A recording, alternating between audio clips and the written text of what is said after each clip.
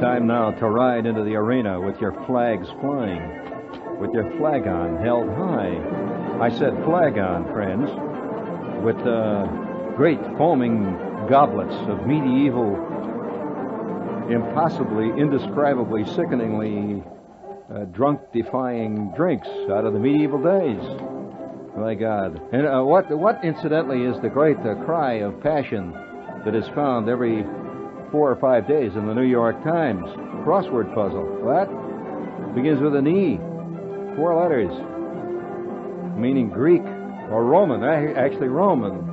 Roman cry of Bacchanalia. Evil, I say. Evil to you.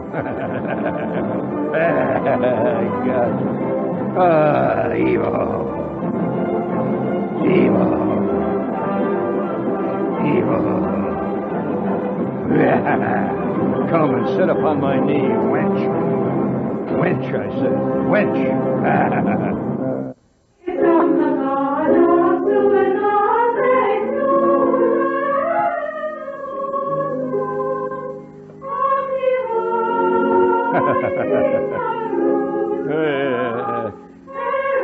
Sing out, girls, sing it. Yes. The years sped by, years clamorous with the clash of bronze, and greyhounds gnawed the bones of elk and boar on many a rush-strewn floor. Yeah. And then... Listen carefully now. He's speaking in medieval English, across the sea, which is very close to what you hear in Staten Island. Listen. Hearing the Irish children crying through his sleep, returned and preached a creed of gentleness. Then were the shield balls beaten at the sacring bell. The cream of Europe's youth stopped. Well, that sound is not feedback. That's the sound of a medieval instrument being played off stage. It's all right. Listen to this. Oh, they really know how to do it in the medieval days. I mean, compare this with David Bowie. My God. Listen to that. This peace prevailed until the Danish galleys flying the dark raven flag descended on our shores. Then all was turbulence and flame, and the great abbeys crashing to the ground. All right, now just fade it down behind me, Chris, just a wee bit, and just keep it running. That's it. Now, if you're curious as to what in the hell's going on, isn't that lovely? This is recorded. I recorded this, about 10 days ago. You'll hear the bang of a microphone occasionally, so don't worry about it. This was a very unofficial recording. This was recorded in a genuine medieval castle outside of the town of Innis in Ireland. A castle that was built, it actually was begun. You know, castles weren't built like, you didn't call Levitt up and have them knock one together. This castle was built over a period of 300 years, beginning sometime late in the 10th century. And it was finally finished and ready, for the family to move in 1467. In between times, they were living in caves and various other things and hiding in the swamps from the invading barbarians. And then 1467, this castle, known as Knappaugue Castle, Knappaugue, was finally in full flower. This was right in the great full period of the medieval panoply. And that castle still stands in absolute authentic detail outside of the city of Venice. And every night this goes on now. Listen carefully. Outside these walls of Napoleon. arose a valorous confederation of the clans known by the name John Castro. Brian of the tribute, High King of this land, was one. From Innergaden came Murroch, Ryan's son. Now, I'll have to explain how this happens. Every night, a true medieval banquet is served in the main banquet hall of this castle, and players from the Abbey Theater, among other places, perform as you enjoy this fantastic banquet. It's really medieval, too. I mean, they serve great loaves of bread that were made on the actual moles that the castle had from the 15th century. The McNamara clan occupied this castle, And it remained in that family, by the way, all the way up until 1855. The McNamaras were a great chieftain clan of kings and chieftains that reigned throughout the southern Irish area there and fought off countless invasions, including Norman invasions and invasions by the Druids, the Celts, and you name it. They were fighting them all the time. It seems that like almost all of Irish history consists of one gigantic fist fight of one clan against the other. And this castle, with its moat and its barricaded walls, and it's a fantastic sight at night. It's all lit up, and you come in and you're greeted by the people in the authentic dress of that period who speak in those tones, and it's as though you're a visiting lord who has come for a meal that night in the castle at Knappaugue, and you've come with your servants to ward off barbarians and one thing and another on the way over. Of course, a little problem always arises, and he beats off the wolves. There were plenty of wolves down there at that time. And you arrive, and you are greeted at the castle gate by songs and by dances, which is what they actually did in those days when a visiting lord would arrive. And then you're ushered into the great hall, and it's all done in costume, incidentally. It's beautifully lit, and all of you gather around these great medieval tables, and they serve you with mead. Actually, have you ever had a glass of mead? You can have all the mead you want if you can stand it. Mead will drive you out of your head in about 5 or 6 swallows of that stuff. You don't give a damn whether they're singing or playing. You're ready to go out and fight the wolves yourself. In fact, you may turn into a wolf. But this is done every night in this great castle outside of Ennis. And this is my second time there. I went to the first time. I thought it can't be as much fun as it seems, but it is. It's purely participatory theater. In other words, you are sit in this thing, and you're part of a great banquet hall ceremony. And you're addressed as a lord throughout the evening, and the serving maids come around. And you can do whatever lords did in those days, you know, providing, of course, that the Gardaí or the local gendarme will let you get away with it, depending on whether or not the maid will let you get away with it. Most of them won't, being good Catholic girls. But nevertheless, you can holler things like "Avant" if you want. Show you right out of Jersey if you do, however.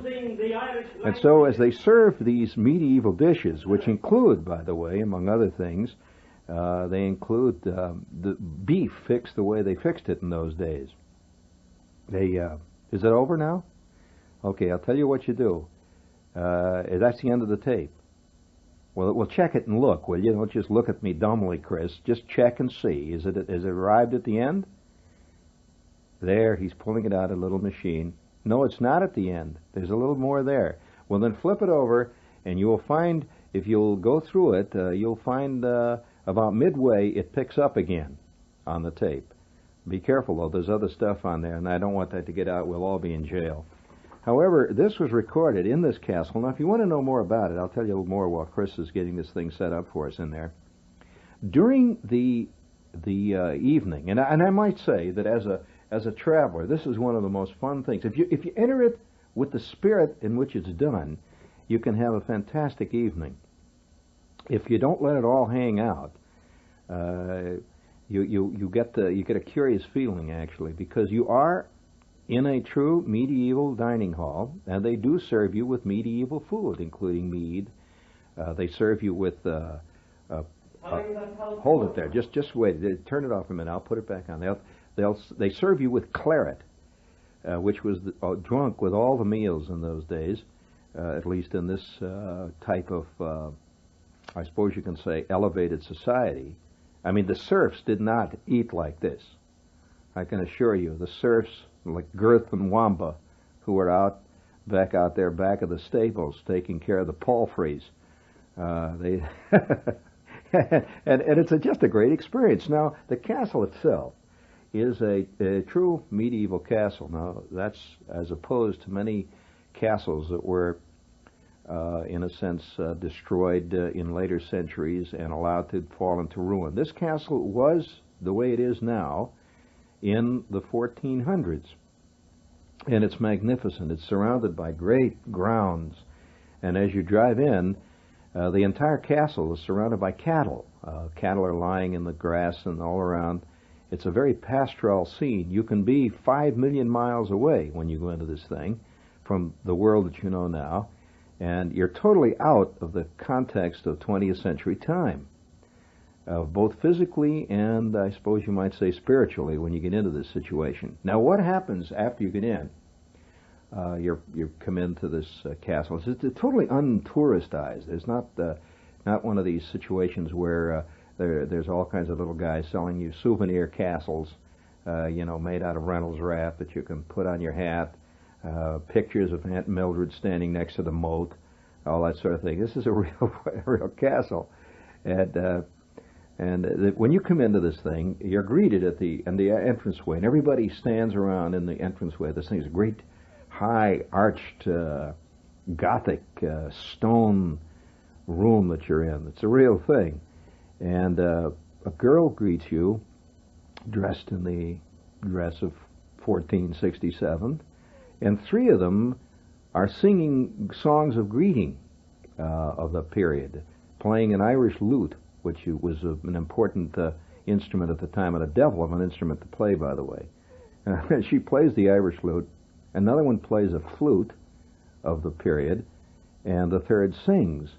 And the host is dressed in the dress of the McNamaras, including their traditional tribal or clan colors, and he speaks in the tones as you hear on this tape. You can hear him speaking of that period.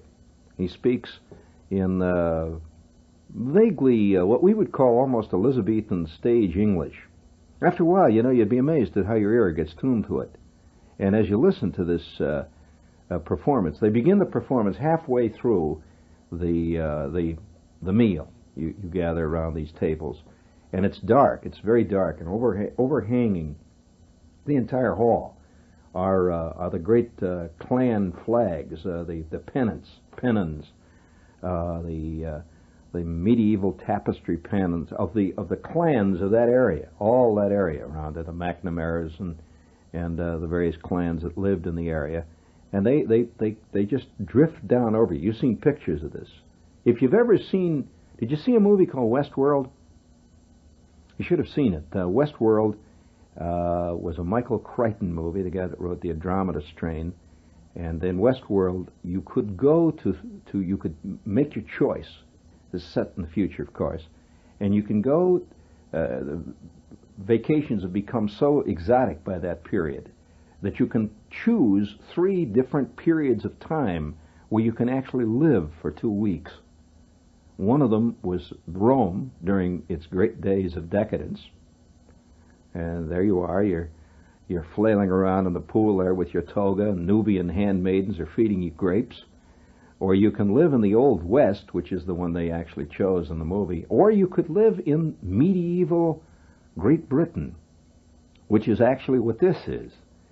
And this is a taste of that kind of life. And when you come in, they give you the mead. You drink a great flagon of mead, and they begin to sing, and they toast you. And you move into the banquet hall. And shortly after the first food is served, which includes, by the way, the various things that they served in those days, including such things as fish. Fish was a big dish in those days, and they serve you contemporary, magnificent Irish smoked salmon is what you're actually served. And this is fish of the type. And they actually smoked it in those days because there was no refrigeration, of course. And the only way you could preserve food was by smoking or salting. So the art of smoked under oak fires, smoked salmon began to develop around the time of the medieval days in Ireland.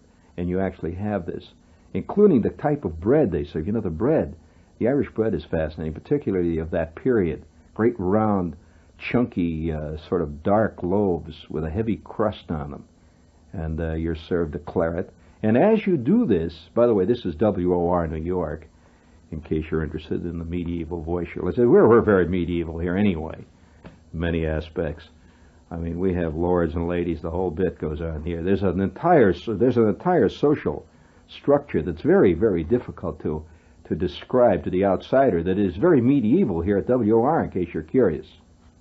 There are the peers, the lords of the realm, and it goes all the way down to the serfs, who, by the way, are referred to only by a single name. No serf is ever given a last name. You know, Girth and Wamba were never known as Wamba O'Reilly or Girth Shanigan, nothing like that. So we have people around here that are known only as Frank or Fred, and they're the serfs.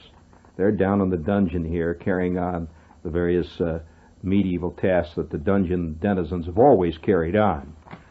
You know, cleaning out the johns, all that kind of stuff, and you know, taking care of the horses and stuff. And we up here in the peerage exist high up over the greensward, and we have our own medieval pennons too, and our own little fiefdoms, and we'll go into that later on. One of the things, of course, that the Lord always does is to fling out an occasional bit of largesse to the well, I have to say probably to the laboring peasant of the field, which in this case is you. So we're hurling out a bit of largesse there. Throw him that commercial, please. That's you know, all lieges and all lords. Any bit of largesse he threw out, he demanded at least 3 times in return. So don't think you're getting nothing for nothing here, friends. Sooner or later, you're going to own generals. It's inevitable. It's like fighting off the Ice Age, or the glaciers coming down to take you. And incidentally, General's Tires are having a great pre-Labor Day tire sale. Now, the Labor Day itself is a salute to the peasantry and the laboring serf of the field. And so General Tire is having a pre-Labor Day tire sale. Wamba. Famous General Polyjet light walls are now available even for your simple donkey-propelled cart, which you take around the field there. So go down to General Tire there. See what they've got for all of you. Pre-Labor Day sale. Sooner or later, you're going to own generals, friends. In Greenwich, see Lou Galasso, old friendly Lou, at State Line Tire. He's the big one there, the one with the short, fat, smelly cigar. That's Lou Galasso at State Line Tire on Putnam Avenue in Greenwich. Do you have another goodie for us? Speaking of medieval his daddy drinks. played cornet, and his mama played honky-tonk piano. He was born on a bus traveling to a one-night stand in Joplin. He picked up a guitar when he was 7, and he's never put it down. And for the last 30 years, he's plied his trade, playing blues and rock and country, making some of the sweetest music you'll ever hear. He works where most people relax, in 1,000 nameless saloons that dot the land. So when he relaxes, he gets real loose. Heads for some old sidemen and the best tasting beer he can find. If you've got the time, we've got the beer, Miller beer. Miller tastes too good to hurry through. That's what Miller time is all about. Taking time to appreciate the difference between a good beer and a great beer.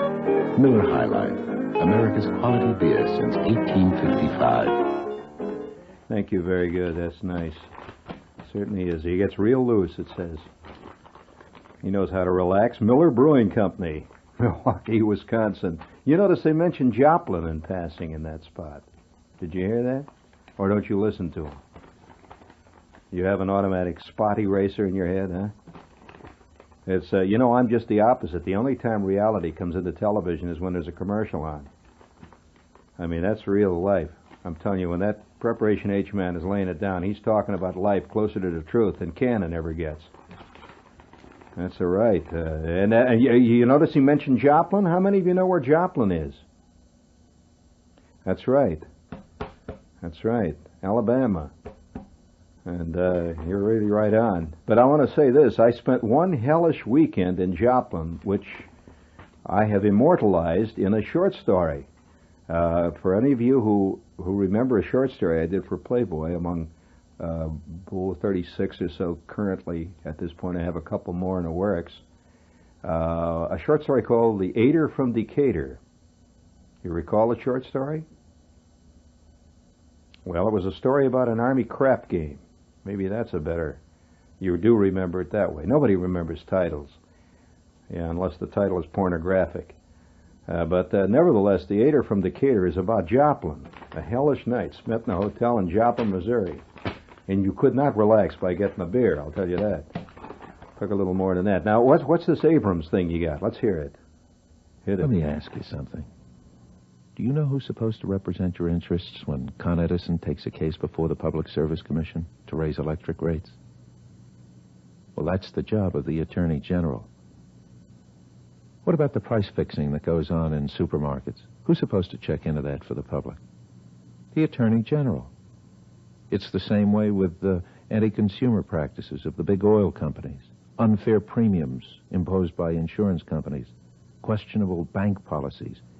In all of these, the state Attorney General is supposed to represent your interests. He's the people's lawyer. Now, let me ask you something else. Do you think your interests are being represented? That's why a growing number of New Yorkers want Bob Abrams to be our next Attorney General. Paid for by the Robert Abrams for Attorney General Committee, Incorporated, Ethan Ghetto, Treasurer. We need a strong new voice like Bob Abrams to speak up for us. Hey, that can't be a real guy. Ethan Ghetto. That doesn't sound like a real name. But you hear that? Ethan Ghetto. Charlie Slum sends you this.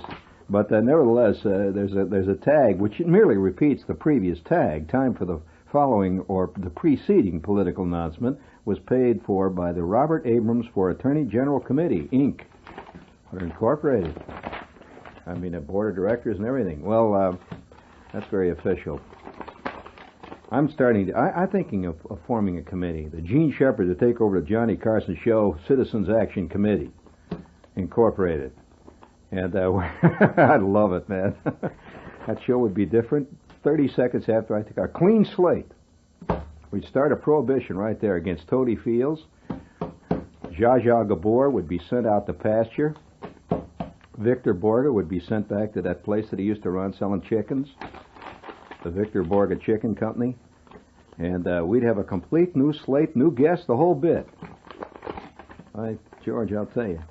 There'd be riots in the streets within weeks after we took over. But nevertheless, let's see, what else do we have? Oh, yes, we have one more commercial. But before we do that commercial, I'm going to go back to this castle. Now, I have just returned from a trip to Ireland. Now, it's very difficult to talk about another country. But I might say this. In deference to and in appreciation for traveling. There's a difference, between traveling and touristing.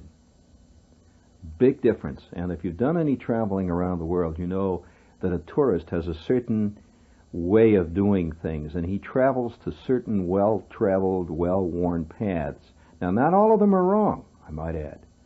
Many of the places that a tourist goes deserve to be visited.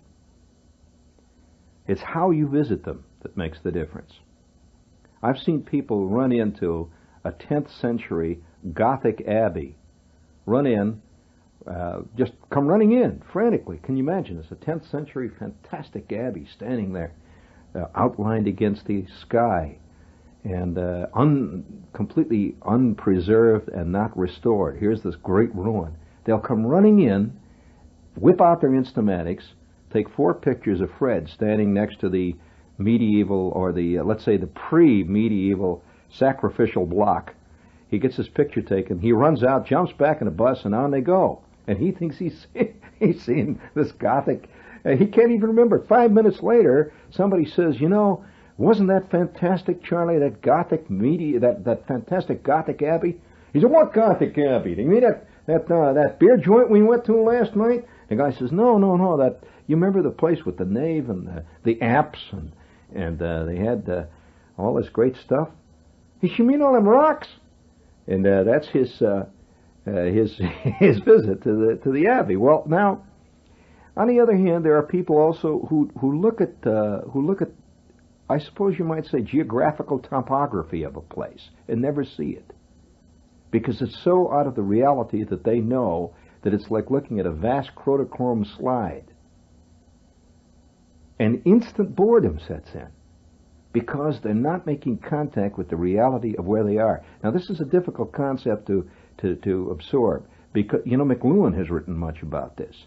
In other words, I suppose you might say the ability of modern man to almost unfailingly and instinctually, and I might add even automatically, to abstractize, or should I say abstract things he looks at. How many times have you heard people say, that was just like out of a television show? Or, wow, that was just like the movies. In other words, he's saying this was really real, which is curious, because most of us today think of television shows and movie shows as the reality. Your own life is just a drag that has to be survived to get to the next show. This is reality. Most people feel much more communion with Robert Redford than they do anybody they know. It's curious. It's a very odd problem. And this also goes with topography. It goes with geography. Certain geographical things we have seen endless times in films, so they have an unreality to them. And so as you look at let's say, the Great Plains states. I was just out in South Dakota. I covered the Deadwood, South Dakota Rodeo for CBS here about a month ago. And when you're there, you see endless people standing, looking with a curious look on their face. They're all from places like Rutherford, New Jersey. They're looking at the west, and they expect to see this little dust-covered wagon train coming down with John Wayne at the head. And somehow Jack Palance is up in the hills there, plotting no good. And only Alan Ladd stands between the little train and disaster. And if it doesn't happen, it's not real. And so they try to create it. Actually, you should see one of the saddest sights. In Deadwood, South Dakota, is the covered wagon pizzeria. Now that's a sight to see, friends. It's made out of vinyl. And it's the most obscene covered wagon you ever saw. It looks like a great big bloated, truncated, overblown, pregnant caterpillar. And there's a guy standing in the opening there selling pizzas, and he's selling also sandwiches called Wagon Train Special. And what is a Wagon Train Special? Well, a Wagon Train Special is an anemic Big Mac. Wagon Train Special. And now, the point is, people come out there and they stand in front of this place and get their pictures taken. It's the West as far as they're concerned. Well, this also fits with Ireland. And many a person thinks he's going to see John Wayne again, going down the lane with Barry Fitzgerald, riding in his little donkey, towed a cart, and Fitzgerald is eternally a priest, and Bing Crosby is singing Galway Bay. And this is the Ireland they look for, purely Hollywood Ireland. The real Ireland evades them. And so when you stand on the cliffs of Moher and look down over the greatest cliffs I've ever seen in my life, the most scary sight I've ever seen in my life, which is a great, fantastic cliff. It's the furthest most western part of the European continent. Extends out into the ocean, these great 700-foot cliffs that drop black rock right down to the ocean. People stand there with a stunned look. They never saw this in the movies. It even transcends anything you saw in Ryan's Daughters. Ryan's Daughter, you saw the movie? Well, a lot of that was shot in this area, by the way, where this castle is that you're listening to. Magnificent country. But the country is so staggering when you see it that it's hard to make a reality to it. And so when you come into this 15th century castle, you have to keep pinching yourself saying, this is a real 15th century castle. This is not something that they put up at Disneyland. You know, it's not Disneyland, no way. This is the real thing. And we're so used to the Disneyland castles that we feel a little cheated. You know, we feel a little cheated by the whole thing because, you know, a group of knights don't come galloping out all dressed up by Hollywood casting and start having it juiced there in front of us. But this is the real thing, and you can almost smell the 14th and 15th centuries in this atmosphere. It's there all around you. The sweating stone walls, the great shadows. This thing goes way up, these great Gothic arches, and you look up in there, and this darkness is above you. And you can just smell the centuries in this place. Now, every night in the middle of the banquet that is served, and it's served with candlelit. It's all candlelit in there, by the way. None of this is lit with electricity or anything. You're sitting there eating your 14th and 15th century bread and drinking wine. They have beautifully lit right in the middle of the banquet hall. These players come on stage in exactly the same way they did in those days. You know, all lords were entertained during their meals. They were entertained by songs and entertained by players and jesters and one thing and another. What they do is, in a sense, a 1 hour, beautifully produced, very moving 1 hour. In fact, I saw an Irishman that after this thing was over, he couldn't talk for 10 minutes. He was in tears. I mean, a real Irishman. I mean, a man who had seen this 7 or 8 times before, because it was a moving history of all of mankind. Because you know, when you're talking about Western man, you're not talking about countries. You're talking about the growth of all of us, really, that's spread out from the ancient Celts and the Normans and the Angles and the Saxons and all the great peoples that preceded us centuries past. And this is where Western society began to take shape and form in this area.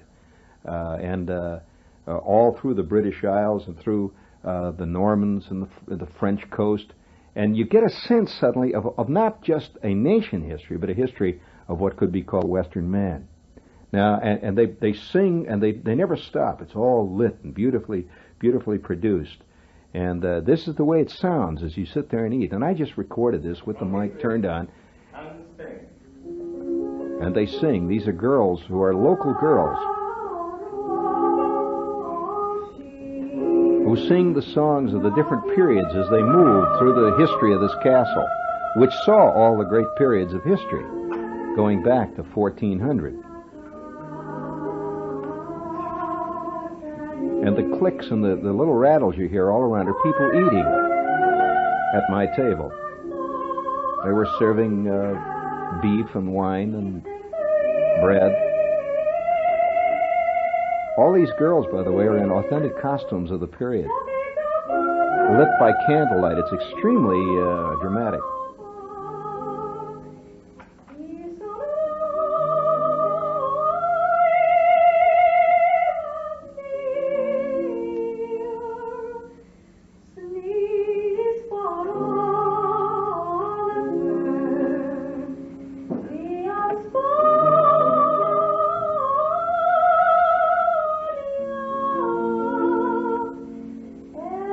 She's being accompanied on an Irish harp.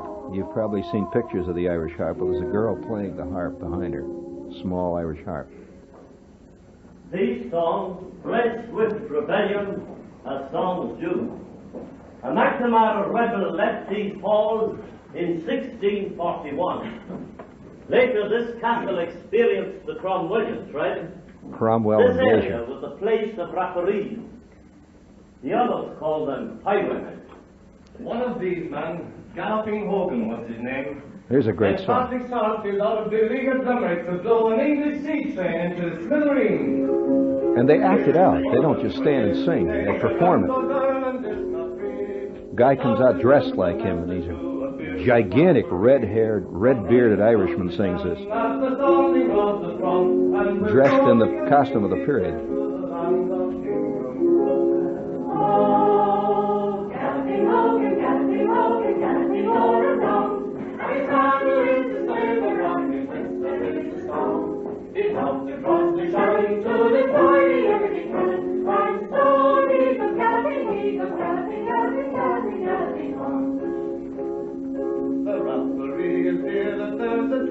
In his eye, as he rides into the city hall, the Limerick ladies cry. Mr. Outlaw, won't you tarry here with me? I'm off to Ballyneety to blow up the battery.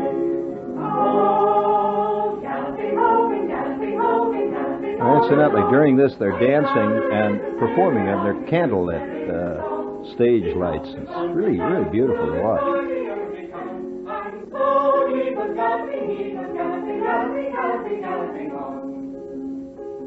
So tonight along the strand by the clear light of the moon, there glows an eerie brightness as of an Indian moon. simplicity clock resounding through the lattice of the ship. The ghost of galloping Hogan goes a-riding down the hill. Oh, galloping Hogan, galloping Hogan, galloping all around. On his saddle is a sailor, on his lips there is a song. He's off across the channel to the prairie and the town. And so he goes galloping, galloping, galloping, galloping, galloping, galloping, galloping, galloping, galloping, galloping, galloping on, galloping on, galloping on. That's it. Get the applause there. Hold it there. I'll tell you, it's very eerie how they can you can re-enter a period in time if it's done theatrically right. This is true theater, I believe. It's done in the round, incidentally. Everybody is sitting around in these great medieval tables all around this thing. They're right in the middle of you. And they perform very much so in the, I guess in the tradition, what could be called in the tradition of the kind of, there is a term which is used theatrically. It's a form of theater which was very prevalent up through about 1800, which is a theater that's performed within a dwelling house, but with the people all around it. It's an offshoot, incidentally, of religious performing, which is another story. And speaking of religions, there's nothing we believe in more here than a few spots thrown at them at the right time. Our air shipping service is better. Our service is fast. Ours goes anywhere. To bring sanity to the clutter of air shipping claims, here's a message from Tom Cole, president of REA Air Express, to clear the air once and for all. Look, every air shipping service claims it's faster, bigger, or whatever. I say put up or shut up. Last year, REA Air Express handled 1 million shipments more than Emory, Airborne, and Schulman combined. Only Air Express offers priority boarding of your shipments on the first flight out, and only Air Express gives door-to-door service to 450 airport cities and 22,000 communities under the control of one carrier, one management. Insist on the original Air Express, REA Air Express. It's the service with the differences that you, the shipper, demand. So prove it yourself, like 6.5 million shippers did last year. Just look us up in the white or yellow pages and call for a fast pickup. But whatever you do, don't be fooled by imitators. Things are confused enough. Yeah. Okay, get ready. Pull in your gut there, buddy. Someday you'll own. Someday you'll own. Someday you'll own. It's inevitable. No sense fighting it. Sooner or later, you'll own generals. Ba-dum, boom. Yeah. Yeah. I mean, I get carried away by these. The only songs I know are commercials. I can sing 5,000 commercials. I don't even know the Star Spangled Banner, but I can sing the General Tire spot. Great. General Tire Super Pre-Labor Day Tire Sale is now underway. So get down to your General Tire place and find out all about it. You can save dough on black walls, white walls, pink walls, green walls, the whole bit. General Tires, and it's State Line Tire on Putnam Avenue in Greenwich. See Big Fat Lou Galasso. He's there. Sooner or later, you'll own generals. Sooner or later, you'll own generals. Okay, that's enough for General for tonight. I hope you're enjoying these Irish sagas. I certainly did, obviously. And I would like to, speaking of sagas, from time to time we've talked about restaurants on the show, and I'd like to again line out one to you. One of my favorite, really personal favorite restaurants in this area is the Blue Ribbon Restaurant, which is right here in the heart of Times Square. A rarity, a good restaurant in Midtown New York. And if you've ever lived in Midtown New York the way I live, of course you don't really live in Midtown New York, you exist, barely. You have a snorkel up in the air that keeps the air coming in, you know. Wear a tin hat and all that. But the Blue Ribbon at 145 West 44th Street, which is right off Times Square, right in the heart of the theater district, is a great, great German restaurant. And they're open Monday through Saturday from 11:30 in the morning until midnight. If you're going to make the theater scene in New York and you're looking for a place to have dinner before the theater, Blue Ribbon, 145 West 44th Street. They have a great bar, imported beers, It's a place worth going to. Blue Ribbon. You know, speaking of food, I was impressed with the food in Ireland. I happen to be a seafood cuckoo. Love good seafood. And there is no place in the world where you get salmon. Do you like salmon? Oh, God. I mean, one day salmon's going to be illegal, like pot and all that other stuff, you know, just because it's such a sheer, total passion trip. But they have smoked salmon and fresh salmon there that are obscene. I mean, you know, you order salmon in Ireland and you get an 1.5 inch salmon steak, man, for about maybe $2.50. That is just unbelievable. But do you want to hear one more? Just give me one more little note of this. Just a little note. You hear that wild applause for medieval theater going on there? Here it is. Well, I'm going to talk about medieval theater now. Shepherd has his own medieval theater. And in Carnegie Hall, September 14th, we are going to celebrate the true Druidic rites. So if you have a pagan side of you, be sure to be in Carnegie Hall. Be sure to be in Carnegie Hall Saturday night, the 14th. And by the way, the tickets go on sale at the Carnegie Hall box office in answer to a lot of letters and calls we've gotten. It goes on sale this Monday, right? That's the 14th. Get your babysitter all lined up. Send your wife out of town for that weekend. Take the babysitter. Come into Carnegie Hall and have a hell of a night celebrating Druidic rites. We're going to sacrifice an actual virgin there that night on stage. And we're going to perform our famous underwater ballet, which has been prevented by the police many, many times in the past.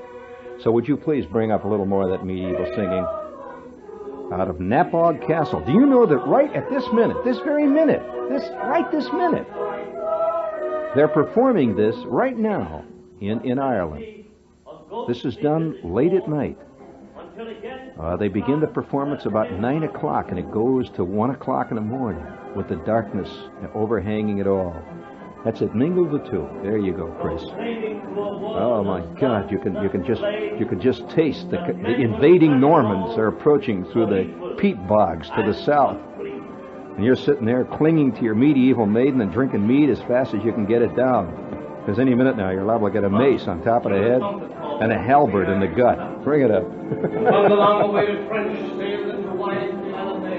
I would like to bring out some of my Middle English obscenities that I know, but the kids are still up at this hour, and a few of them might know what we're talking about. So we'll do another Irish show tomorrow night. And call all your friends named O'Reilly and tell them to get their tape recorders going, because the old sod is still there and is doing fine, friends, doing real good. You know why they call it the Emerald Isle? It really is green year-round. The greenest grass you ever saw in your life. And, well, there's other things, too.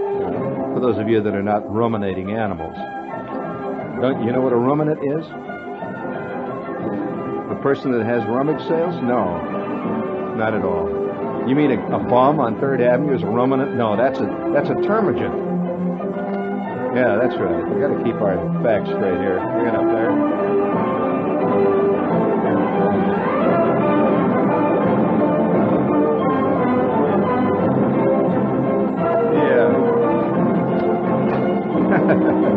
Oh, you want to know the name of the place? It's Knappaugue Castle, Knappaugue, outside of Ennis in County Clare. Yes, and this is WOR New York. You stay tuned for Big Roger Skibbin is next.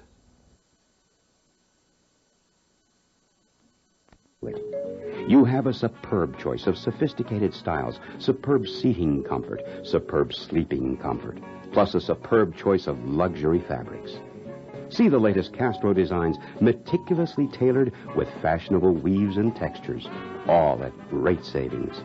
Because Castro manufactures, Castro sells, Castro delivers. Castro, the symbol of elegance and top performance, the name you can always depend on. Convenient terms including MasterCharge and Bank AmeriCard.